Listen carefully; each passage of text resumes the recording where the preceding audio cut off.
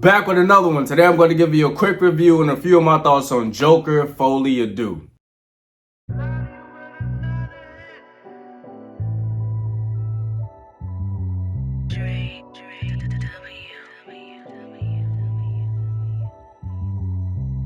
Joker, Folie, Deux is directed by Todd Phillips, who directed the Hangover movies from 2009 to 2013. He also directed War Dogs, which came out in 2016. So now he returns to give us Joker, Folie, Deux.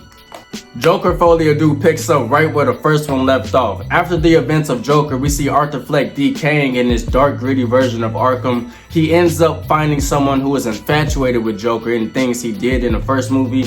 We see Arthur Fleck getting put on trial for the crimes he committed in the first movie. And we also have a plethora of musical sequences.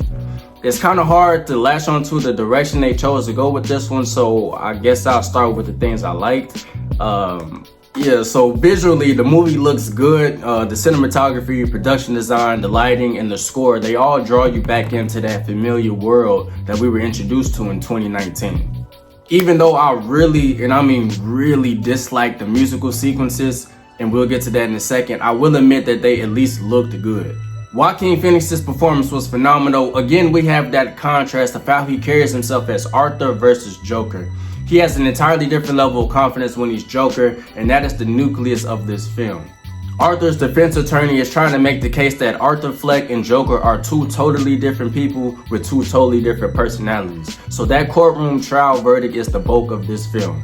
During the courtroom scenes, there's a particular person that takes the stand and gives their testimony. Of course, I won't spoil it, but that scene stood out to me the most. That was probably the most powerful scene in this movie. It was my favorite scene in this movie. The only scene that somewhat moved me. The rest of this movie was kind of shaky.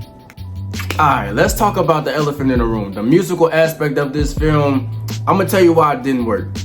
Every single time this movie builds tension and the mediocre writing finally manages to draw you into the film, a full-blown musical breaks out and it completely disconnects you from the serious tone of the movie. Like, you're watching it, things are starting to get good, then boom, they drop a musical in there and it just loses you. And this happens continuously throughout the film. I mean, over and over. A full-blown musical. It's like it becomes difficult to understand what they're trying to do with this movie. Like, what are you trying to say? What's the goal here? Like, what are we doing? What are we doing? Like, to me, personally, I feel the decision to go the musical route was a cheap decoy. Like, this movie didn't really have nothing to say this time around. The writing was mediocre, so boom, we're gonna flood you with all these musical sequences in hopes to distract you from realizing that this movie is hot garbage. Yikes. I acknowledge the artistic swing of approach, like try something different, but it just didn't work this time. Like, those musical scenes didn't add one thing to this movie. It's like with the first Joker, that movie had a message, like it focused on mental health. You saw things from Joker's point of view. That movie has something to say. It made you feel something. This one took a completely different approach, and I could tell that this movie was made solely for financial gain. Todd Phillips stated that when he made the first Joker, it was intended to be a one-off. So basically just one movie, no sequels, in and out. The movie ended up making $1 billion or over $1 billion, and he was pretty much pressured into making this one. And I can tell, like, the first Joker had a message. It was deep, had great writing, and it had substance. This one is just a quick cash grab. Y'all bogus, man. Which brings me to my factual opinion. This film highlights the current state of the film industry. Said you were a man of your word. Oh, I am. I'm only burning my half. All you care about is money. This town deserves a better class of criminals. And I'm gonna give it to them. All they care about is money. That's all they care about. They don't care if the movie is good or not. They don't care if they completely kill a franchise. They just want to make a quick dollar. Substance, money. Choose wisely. If Todd Phillips intended his first Joker movie to be a standalone film, then let it be that. It shouldn't be an amount of money or success that wavers that decision. Like, it'd be one thing if he took time off and in that time he came up with something that he felt could add value to the story, something with substance.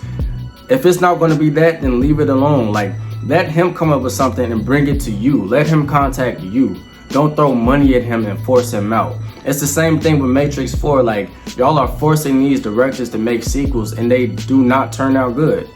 If I had to rate and categorize Joker Folie Deux, I would give it a 4 out of 10, and it was hot garbage.